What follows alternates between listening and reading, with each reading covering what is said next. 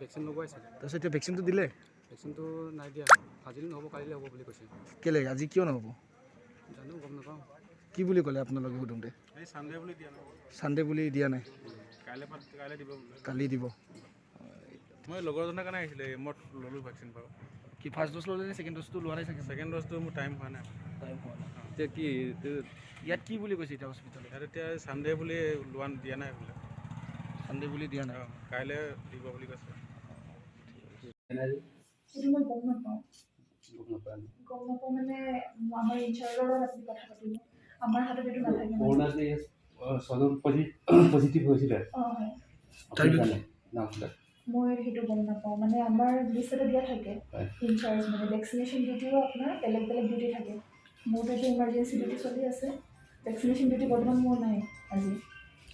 এতিয়া আপুনি এটা কাম কৰিব, আপুনি আমাৰ ইনচাৰ্জৰ লগত কথা পাতি চাব পাৰোঁ।